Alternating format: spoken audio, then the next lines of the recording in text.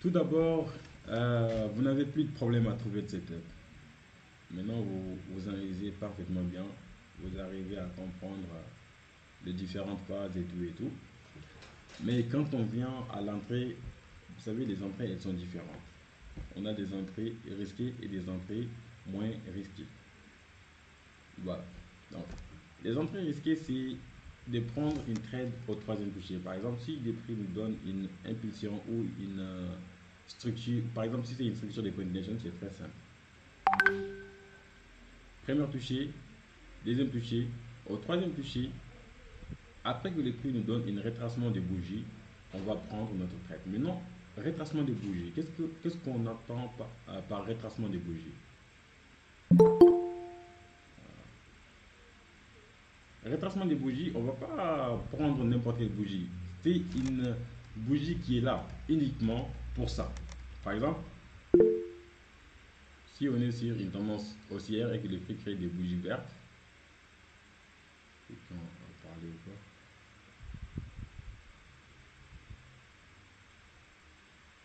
Ah, Fatou, tu vois rien. Tu vois pas l'écran. Ah là, je vais repartager ça encore.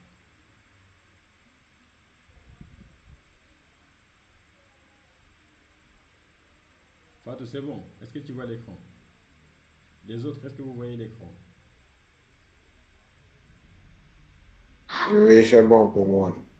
D'accord, super. Salut, c'est bon. Fatou, c'est bon, super. Voilà. Je disais, quand le prix nous donne par exemple une impulsion, on a une, deux et trois. Donc nous, on va s'intéresser au troisième toucher. Ça, c'est une structure ou une setup de coordination. Ou encore une setup de reverse. C'est pareil. Maintenant, ce qui va nous intéresser, nous, c'est le retracement. Le retracement des bougies. Par exemple, disons que c'est une bougie verte qui est là, à ces niveaux, ici. Pour que nous décidons de prendre, d'exécuter une position, il faudra que le prix nous donne quelque chose qu'on appelle un retracement. Et ce retracement-là, c'est que le prix devrait, les bougies suivantes devraient retracer minimum les 50% de ces bougies-là. Par exemple, si c'est une bougie qui est là, comme ça, on va tout simplement prendre notre outil à Fibonacci et tracer. 50%. Voilà. Est-ce que ces bougies-là a retracé jusqu'au 50%? Non. Donc là, ce n'est pas un retracement des bougies, ce n'est pas une entrée. Le prix n'a pas donné d'autorisation d'entrée. Tant que cette bougie-là ne s'est pas clôturée à ce niveau-là, on n'a pas d'entrée. C'est pourquoi on dit qu'il faut attendre que cette bougie-là soit clôturée totalement. Par exemple, le prix peut venir jusqu'à ce niveau, le bougie décide de revenir jusqu'à ce niveau. Par la suite, elle finit par créer quelque chose qu'on appelle une mèche. Voilà. Et les gens qui vont se précipiter à prendre une trade pensant qu'ils vont rater l'opportunité sans attendre que le bougie se clôture, ces bougies-là peuvent se clôturer à ces niveaux, laissant derrière lui une mèche. Donc là, on n'a pas un retracement. Pourquoi? On a décidé de prendre position directement en voyant que cette bougie-là avait une très très très très belle sheet sans attendre que cette bougie soit totalement fermée. Et on décide de prendre une entrée. Et ce n'est pas une entrée. C'est nos émotions qui nous ont poussé à prendre quelque chose qui n'est pas confirmé. Donc pour prendre cette trade-là, il faudra que le prix fasse minimum de 50% de ces bougies-là et qu'elle soit clôturée totalement ici, en bas de 50%. Tant que ce n'est pas clôturé en bas de 50%, on n'a pas de retracement. Voilà, c'est l'entrée pour ici. Pour qu'on décide de prendre une entrée, il faudra que le prix nous donne un retracement minimum de 50%.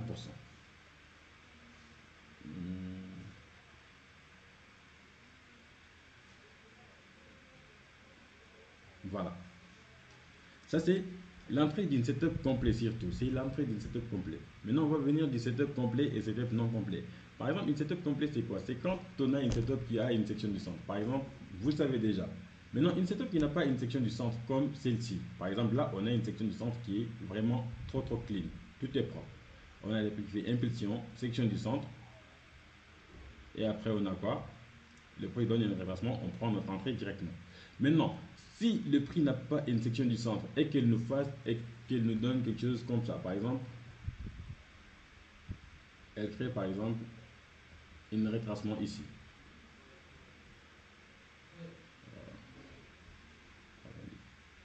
exemple, le prix décide de faire une retracement ici. Est-ce que devrions-nous prendre cette trade-là? Non. Pourquoi? Parce que cette setup-là n'est pas complet. Il n'y a pas une section du centre. Là, on ne peut pas prendre des retracements. Pour prendre une trade sur cette setup-là, on va prendre une entrée à risque réduite. Tout simplement parce qu'on n'a pas une section du centre. Je vais expliquer encore un peu plus. Je vais prendre l'exemple sur une structure de reverse, vu qu'on a fait l'exemple de l'autre sur une structure de continuation. Par exemple, si on a le prix qui nous crée par exemple une structure de reverse.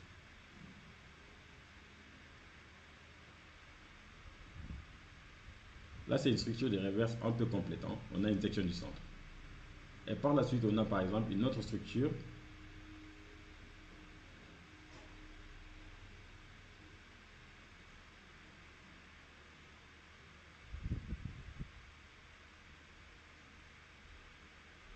C'est bon. Voilà. Une structure qui n'a pas une section du centre. Donc, pour traiter cette structure qui n'a pas une section du centre, on est obligé d'attendre quelque chose comme une confirmation. Vu que actuellement, il faut comprendre que actuellement le prix est sur une tendance haussière, totalement haussière. Pour prendre une trade, il faudra attendre que le prix change totalement des tendances. Pour que le prix change de tendance, c'est attendre que le prix fasse impulsion, puis elle nous donne une correction. Comme ça, pour dire qu'elle a décidé de changer de tendance. Et nous, on décide de prendre une trade pour partir avec le prix à la baisse.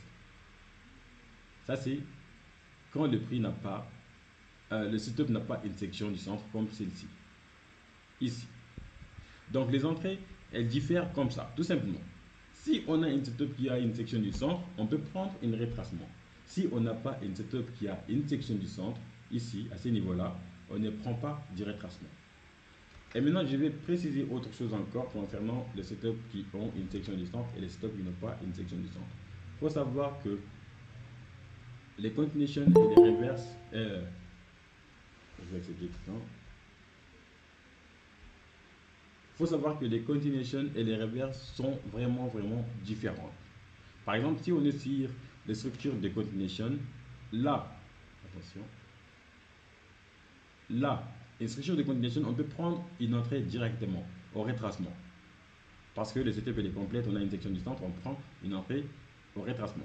Maintenant, une structure de reverse qui a une section du centre, est-ce que devrions-nous prendre une entrée directement après que le prix nous donne un retracement? Ici. Après que le prix nous donne par exemple un retracement. Disons que le prix nous donne un retracement. Un peu comme ça.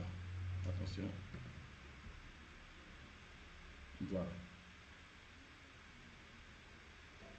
Est-ce que devrions-nous prendre une trade ici? Comme ça? Non. On ne prend pas une structure de reverse comme ça. À moins qu'il y a quelque chose.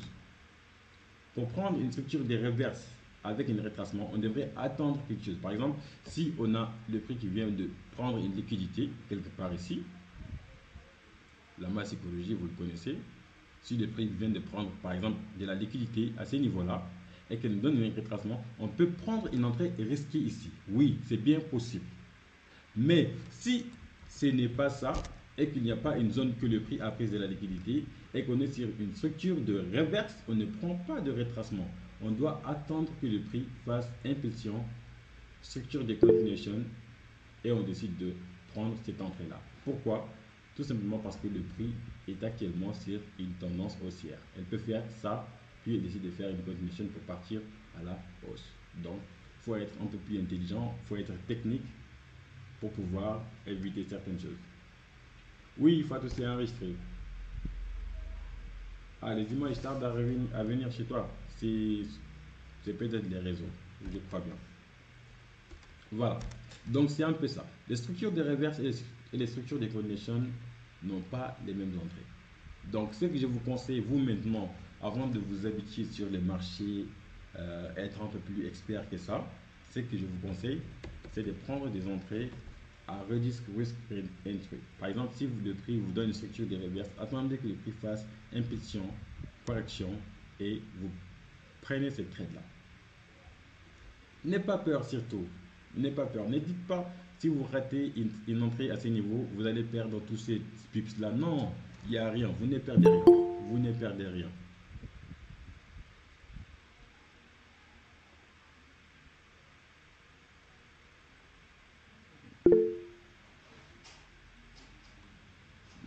qui essaient de rejoindre, mais bon, c'est pas ça. Voilà. Le fait de rater une opportunité ici, vous ne perdez rien. Pourquoi? Parce que vous allez avoir les mêmes stop loss. Si vous prenez une trade ici, votre stop loss sera là. Maintenant, si vous prenez une trade ici, par exemple à la cassure de cette structure-là, ne vous trompez pas. Votre stop loss ne sera pas là. Non, votre stop loss sera là, toujours. Donc, vous allez prendre les mêmes stop loss, les mêmes, comment dire, risk reward. Vous voyez, vous risquez la même chose, toujours. Si vous tradez avec 1%, c'est 1% que vous allez risquer. Si vous tradez avec 0,5%, c'est 0,5% que vous allez risquer. Donc, c'est un peu comme ça. Donc, je crois que c'est bon pour les entrées Fatou. Si c'est bon, on va directement avancer sur... c'était quoi la deuxième? C'était la patience ou les entrées? C'était la patience. La patience. Fatou, est-ce que c'est bon?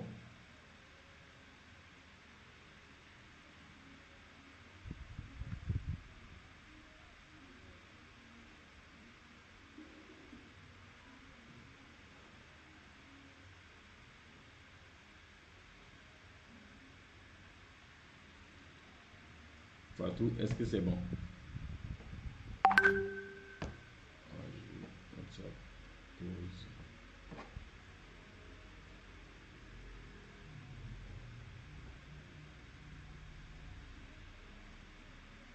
Fatou, il y a un fait, hein? Je crois que non. Ouais. C'est bon, super, super. Maintenant, on va passer à la patience. Côté dit patience. C'est Zénab, cette partie-là, c'est pour Zénab. Mais malheureusement, elle n'est pas là. Je crois qu'elle a quelque chose. Sinon, elle ne rate pas en général les cours. Bon. Patience, patience, patience. Être patient devant les graphiques, ce n'est pas quelque chose qui est facile. Je ne vais pas vous mentir. Vous dire que vous devez être patient devant les graphiques. Non. C'est quelque chose de psychologique. Si vous ne comprenez pas ce que vous faites, si vous ne comprenez pas la psychologie du marché, vous ne pouvez pas être patient devant les graphiques. Des fois, même si vous comprenez tout, l'impatience, souvent, ça attaque la psychologie. Par exemple, si vous êtes toujours devant les graphiques, il n'y a pas quelque chose qui vous distrait, là, ça peut vous taper. Voilà. Maintenant, pour éviter que vous trouviez un problème sur ces côtés-là, c'est très simple. C'est de comprendre ce que vous tradez, quelle que soit votre stratégie. Par exemple, nous, la stratégie qu'on trade, on prend notre trade en général sur des zones. C'est soit sur les zones de possibilité ou les zones de probabilité. Ou encore, par exemple, les zones d'attaque que je vous ai montré, par exemple, la semaine passée. Après que le prix nous donne une cassure de structure, retracement aux zones de order block, on prend notre trade. On connaît nos zones d'attaque. Ok? Donc, si vous connaissez vos zones d'attaque, vous allez préparer vos secteurs. Ne vous précipitez pas. Il faut savoir que tant que le prix n'a pas pris cette liquidité-là, le prix n'a pas fait la masse psychologie ici, il faut savoir que le prix ne va pas partir. Donc, ne dites pas, par exemple, quand le prix arrive jusqu'à ce niveau-là et commence à revendre, vous vous dites, oh, je pense que le prix va partir et va me laisser. Je vais essayer de rentrer. Et après, tu dis, bon, mon stop loss, c'est par exemple quelque chose comme ça. Là, c'est mon stop loss. Maintenant, ce qui est derrière, je vais vous expliquer. Imaginez, par exemple, le prix continue. Elle continue. C'est là où elle est censée faire un retracement. Elle décide de faire une petite retracement, puis elle décide de continuer. Elle laisse une mèche ici à ce niveau. Là, vous savez très bien qu'il n'y a pas encore d'entrée. Vous avez décidé d'anticiper quelque chose que vous ne contrôlez pas. Personne ne peut contrôler les prix. Nous, on devrait seulement attendre que le prix nous donne des configurations. Et maintenant, elle décide de continuer. Vous vous dites, bon, je pense qu'il va... Surtout ça, il y a le problème. Je pense qu'elle va prendre la liquidité qui est en haut ici et descendre. Mais tu te trompes. Tu réalises que finalement, le prix va faire, par exemple, une sorte de continuation ici pour partir à la hausse. Voilà. Et tu perds ton capital bêtement. Il n'y a pas une entrée. Il n'y a rien qui te dit que s'il y a une entrée, et tu dépasses par exemple ton stop loss, ton entrée n'est pas bon, le setup il est très très très bon, mais ton entrée n'est pas bon. Pourquoi ton entrée n'est pas bon? Tu n'as pas attendu que le prix décide de revenir à ces niveaux-là et qu'elle te donne, par exemple, un retracement à ces niveaux. Là, là où tu dois attendre que le prix te fasse ça, ces retracements-là. Tu ne l'as pas attendu.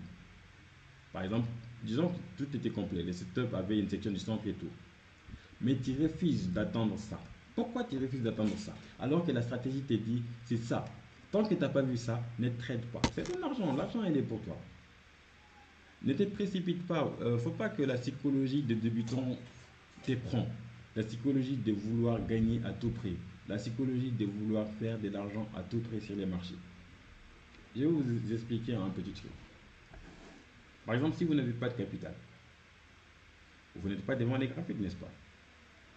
Si vous avez les capitales, vous êtes devant les graphiques. Maintenant, une fois que vous n'avez pas de capital, vous êtes là-bas, vous faites vos affaires. Les prix, elles ne s'arrêtent pas. Elles font ses mouvements. Il y a d'autres personnes qui traitent. Il y a d'autres personnes qui gagnent de l'argent. Donc vous en foutez totalement de ce que le prix est en train de faire, ce que le marché est en train de faire. N'est-ce pas? Donc si vous avez l'argent, faites la même chose. Il faut avoir la psychologie de je m'en fous de ce que le prix fait, ce que le marché fait. Ce qui m'intéresse moi, c'est de voir une setup. Si je vois une setup, je la traite. Si je ne la vois pas, je ne la traite pas. Quand tu as un capital, fais comme si tu n'as pas de capital. Tu viens sur les graphiques, tu regardes. Est-ce que j'ai une opportunité? Oui ou non? J'ai une opportunité, je regarde. Par exemple, disons qu'on avait ça. On avait cette opportunité-là, ici. OK? Regardons en temps réel. En temps réel, c'est plus mieux. Par exemple, là, c'est 4 CHF. 4 CHF, là, c'est une opportunité que je prépare. Je vais partir sur les H4. L'argent, elle est pour vous. Regardez ici très bien. Par exemple, vous voyez que le prix nous a créé, par exemple, une touchée, deux touchées, section du centre. Maintenant, on attend la troisième touchée ici.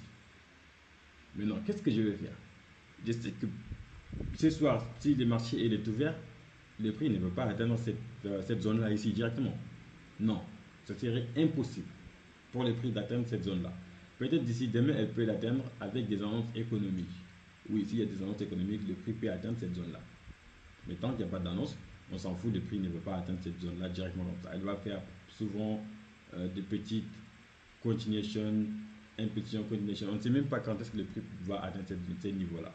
Mais nous, on prépare notre setup. On attend. On attend pour exécuter.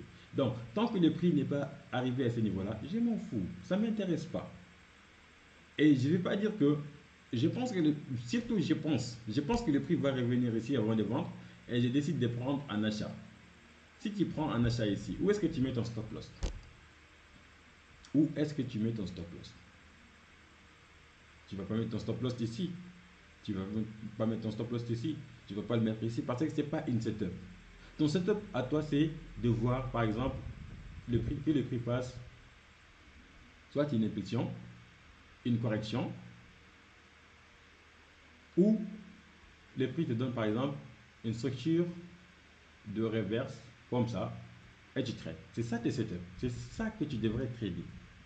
Tu ne traites pas les supports résistance, tu ne traites pas les trendlines, tu traites quelque chose qui est clean, tu traites une structure qui est imprimée par le marché. Le marché, elle imprime ça. Elle te donne l'autorisation de trader ça. Donc, une fois que tu comprends ça, tu vas totalement oublier l'impatience. Tu vas être patient. Tu prépares ton setup. Si tu n'as pas préparé quelque chose, par exemple, si je décide de venir sur le graphique comme ça, je vais accepter quelqu'un. Si je décide de venir sur le graphique comme ça, je ne sais même pas ce qui se passe, je pars directement sur le M15. Sans comprendre ce qui se passe en temps réel sur le marché. Je vois, par exemple, ici, c'est une zone de support, résistance. J'ai dit, bon, là, je pense que le prix, il va vendre. Surtout, il a fait une avalement ici.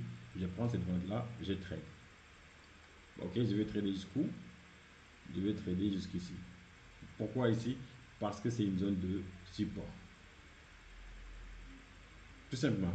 Parce que c'est une zone de support résistance, j'ai décidé de trader. Je me dis, bon, si les prix vient ici et qu'il ne casse pas cette zone de support-là, je vais fermer ma position. Mais c'est quoi cette façon de trader? Bon, il y a des gens qui le font. Mais c'est quoi cette façon de trader réellement si on se parle entre nous? On trade quoi? Pourquoi devrions-nous prendre ce support-là? Et en regardant, par exemple, en regardant, on peut voir clairement que si c'est une sorte de correction qui va probablement pousser les prix à partir à la hausse. Donc, qu'est-ce qu'on traite ici? C'est parce qu'il y a une résistance ou c'est parce que c'est une support? Non. Essayez de comprendre comment est-ce que le prix elle bouge. Essayez de comprendre comment est-ce que euh, sur quelle phase vous êtes. Une fois que vous comprenez ces petits trucs-là, j'en suis sûr et certain que vous allez surmonter beaucoup de choses sur les marchés. Parce que ce n'est pas du tout compliqué. C'est très très simple. Et les choses simples sont trop difficiles à maîtriser. La simplicité de trouver une setup, la simplicité de rester patient devant les graphiques, ce n'est pas facile. Voilà. Donc on va continuer. Zainab va regarder cette partie-là. C'est la partie sur la patience. Maintenant on va passer à l'annonce économique. L'annonce économique. Annonce économique. Qui dit annonce économique dit analyse fondamentale. Ok? Les annonces économiques, ce n'est rien d'autre. Ce n'est pas quelque chose qui devrait bouleverser un trader. Parce que les annonces économiques, elles suivent quelque chose qu'on appelle les rythmes du marché. Les rythmes du marché. Par exemple, si vous avez le prix qui fait une impulsion comme ça, puis une correction, et on s'attend tous à ce que le prix fasse une autre impulsion, n'est-ce pas? Donc, si les prix nous donnent par exemple une setup comme ça, et qu'on voit que il y a une confirmation par exemple à ce niveau, nous on décide de prendre notre trade ici, ok? Et on voit qu'à midi pile, on est à midi pile. À midi pile, ici, il y a des annonces économiques.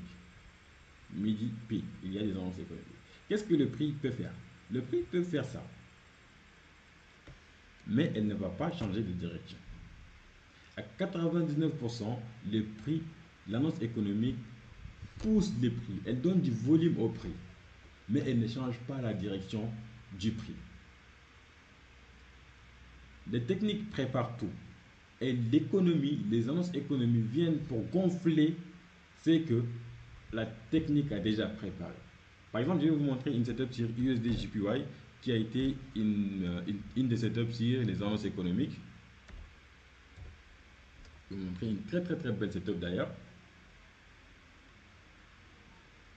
Attention. Voilà. C'était une setup totalement sur les annonces économiques. C'est là. C'est là le setup. Regardez très bien. Là, c'est une impulsion. Après que le prix nous donne une impulsion, il décide de faire par exemple une structure de continuation avec une très belle section du centre. Ok? Maintenant, qu'est-ce qui se passe? En tant que trader, c'est lui qui sait que ce qui devrait se passer ici, c'est simple. Ce qui devrait se passer ici, c'est simple. C'est que le prix a fait une impulsion, elle fait une correction, et il y avait des annonces économiques à cette heure-là. Le prix était là, à ce niveau avant les annonces économiques. Qu'est-ce que le prix fait? Elle décide de revenir faire la probabilité avant de partir directement, et ça a été une très longue vente. Et le prix continue toujours de vendre. Par exemple, là, on a une risk reward un peu plus lente. Vous voyez, les annonces économiques, elles sont là pour gonfler le prix, pour donner du volume au prix. C'est tout. Sinon, il n'y a rien. Moi, personnellement, je ne regarde pas les annonces économiques, ça ne me dérange pas. Mais il y a les annonces économiques du premier vendredi du mois, qui est le CPI, et tous les traders essayent de profiter de ça.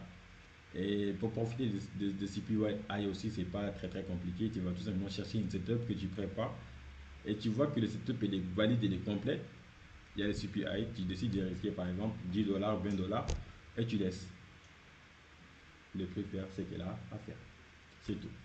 Donc on va continuer avec quel est le moyen idéal pour faire des analyses sur le graphique. Ça c'est posé par Saliou. Saliou, normalement, ça devrait pas te causer de problème. C'est vrai que ça fait pas longtemps que tu es avec nous, mais ça devrait pas te causer de problème. Voilà. Les meilleurs moyens, les moyens le plus efficaces de faire des analyses, on va faire ça sur HeroUSD. Je prépare une setup, mais je vais l'effacer comme ça, on va le faire ensemble. C'est très simple. Par exemple, le meilleur moyen, c'est de trouver la nature du prix en high time frame, la porte du weekly. Voilà, la porte du weekly.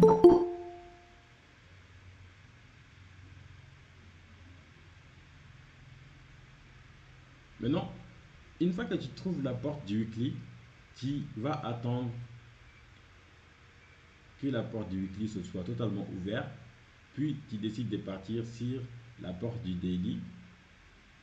Maintenant, la porte du H4 qui va te servir, pas du dernière clé, mais dans un point vraiment intéressant. Par exemple, la porte du H4 va te servir de trouver ce que le prix va imprimer en low time frame, et la porte du H1 te sera ta clé pour prendre tes positions.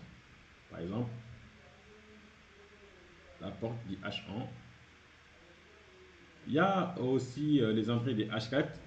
Salut, toi, tu n'as pas encore vu ça, mais les autres ont tous vu ça. Je crois Pierre connaît ça, Fatou, Charlotte, Zena. Normalement, toute l'équipe connaît ça.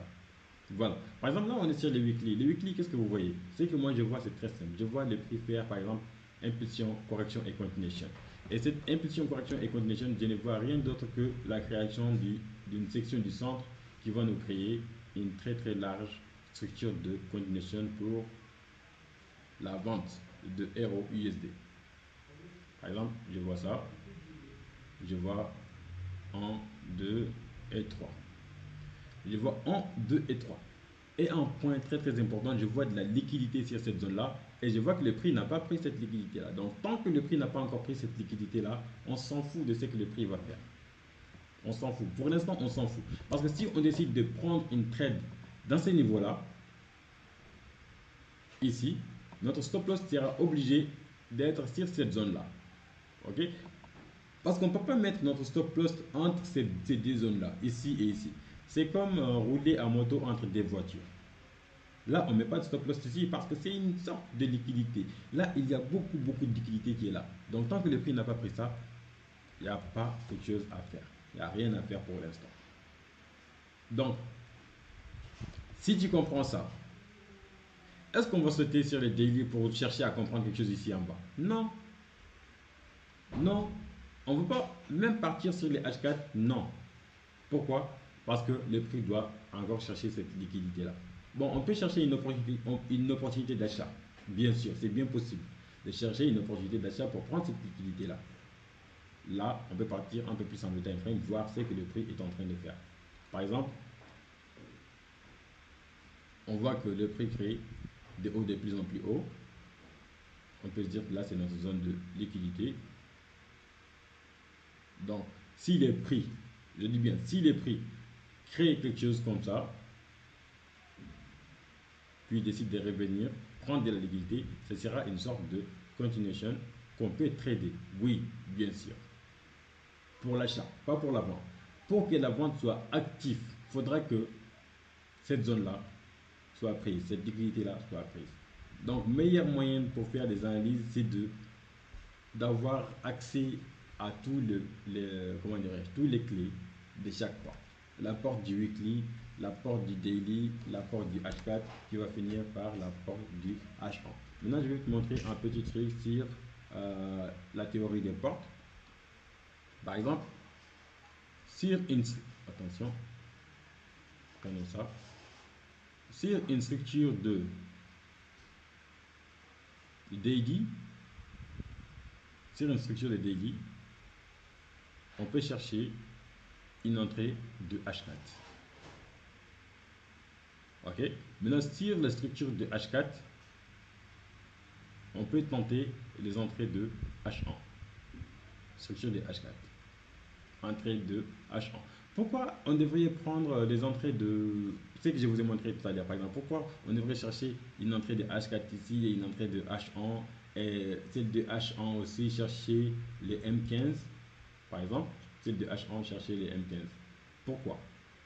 Pourquoi ça? Je vais vous expliquer le pourquoi, vous allez comprendre pourquoi. Par exemple, on va prendre l'exemple sur une structure de H4. Par exemple, imaginons qu'on a une structure de H4. Voilà. Structure de H4.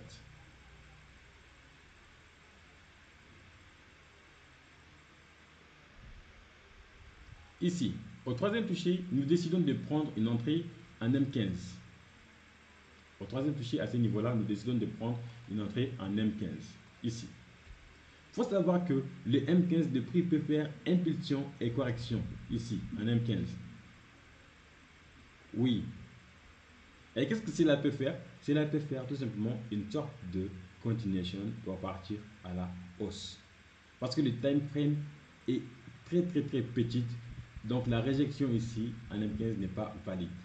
Mais si les prix nous donnent par exemple une impulsion et une correction en H1, là ça serait beaucoup plus valide. Parce que le prix ne va pas faire une structure de H4 comme ça et venir faire par exemple une structure de continuation avec une correction de H1. Non. Si le prix fait ça, H1, elle peut vendre. Elle peut revenir, oui, c'est bien possible pour créer une sorte de double top ici ou l'arc mode. Bon, il y a beaucoup qui ne connaissent pas ça. L'arc mode, vous connaissez ça. Ensuite, décidez de revendre. Mais évitez de prendre les entrées de M15 sur les structures de H4. Si vous avez identifié votre structure, vous voyez que c'est le H4. Vous avez pu, comme c'est le cas de ROUSD, là on l'a identifié en weekly. Ok, on a identifié ça en weekly. Donc on ne peut pas se permettre de partir sur le, comment dirais-je, sur le M15 pour prendre une entrée ici. Non, jamais. Il ne faut jamais faire ça. On peut se permettre de prendre une trade en H1. Oui. Pourquoi on se permet de prendre en H1 sur les weekly? Parce que on pourra ménager. Ménager c'est quoi? Par exemple, si le prix décide de faire une structure de H1 ici, reprendre notre entrée au troisième toucher par exemple. Attention, au troisième toucher ici. Maintenant, si le prix casse ces dos là, notre stop loss sera en break-even. Donc, si le prix décide de faire une sorte de continuation à la hausse, bien sûr, comme ça, on va sortir avec zéro perte. Mais on sait au moins qu'on a pris une très bonne trade. Voilà. Mais on ne peut pas se permettre de prendre les M15. Parce que les M15 de prix ne va même pas vous mettre en profit. Vous allez, par exemple, si vous risquez 1%, vous allez avoir un profit de 0,5%. Vous dites, ah, j'attends. Je ne vais pas clôturer à 0,5 alors que j'ai risqué 1%. Donc, c'est un peu ça. Salut, j'espère que tu as compris les moyens idéaux de faire des analyses. Si c'est le cas, c'est super. Si ce n'est pas le cas, essayez de regarder la vidéo encore plusieurs fois. Et après, voilà, tu comprendras beaucoup plus vite. Les time frames. Ça, c'est qu'est-ce qui avait demandé ça? Je ne sais même pas s'il est là. Je ne crois pas que c'est là. Bon, c'est pas grave. Mais on va faire quand même. On va parler du time frame. Après, voilà. Le multi-time frame est un atout pour les traders. C'est comme avoir plusieurs arsenals dans son sac. Par exemple, on part en guerre, on a des mitraillettes, des pistolets, des grenades, etc. Donc le multi-time frame fait partie de ces choses-là. Par exemple, si on vient sur les graphiques, surtout si vous venez sur les graphiques, je vais prendre exemple sur un DD4. Voilà. Si vous venez sur des graphiques et que vous tradez sur les H1, ne partez pas sur les H1 pour faire des analyses parce que les H1 est le time frame d'exécution. Vous ne pouvez pas faire des analyses sur H1 et exécuter sur les H1. Si vous faites des analyses sur les H1, exécutez sur les M15. Par exemple, si tu fais une analyse de daily et que tu pars prendre ton entrée en H1, cela te permettra d'avoir beaucoup plus raison. Pourquoi cela te permettra d'avoir beaucoup plus raison? Parce que sur le daily, tu vas identifier quelque chose qu'on appelle, par exemple, une structure, que ce soit une structure de continuation ou une structure de reverse, mais vous identifiez quand même votre setup. Par exemple, imaginons qu'on a identifié notre setup sur le daily. Ok? On identifie notre setup sur les daily. Ça, c'est notre setup. On l'a identifié sur les daily. Voilà. Si on part maintenant sur les H1, pensez-vous qu'on va chercher autre chose? Non. On va chercher la même chose. Le daily, je trouve une setup de vente. Ça, c'est un. Daily, j'ai trouvé une setup de vente. Super. Daily, j'ai trouvé une setup de vente. Maintenant, si je pars un peu plus en low time frame, en H1, qu'est-ce que je cherche? Je cherche tout simplement impulsion, puis structure de continuation. Là, on a un atout. Qu'est-ce qu'on a? On a par exemple le prix qui crée une structure de continuation en daily avec une setup avec une section du centre bien sûr. Et après, en low time frame, on trouve par exemple une autre setup avec une section du centre. Là, on a une double confirmation qui nous dit que le prix, elle va vendre. Le daily est avec toi. Le low time frame qui est les H1 est avec toi. Là, tu prends ton entrée au retracement. Et au lieu de prendre cette entrée, cette setup là et sortir ici, non, tu ne sors pas ici.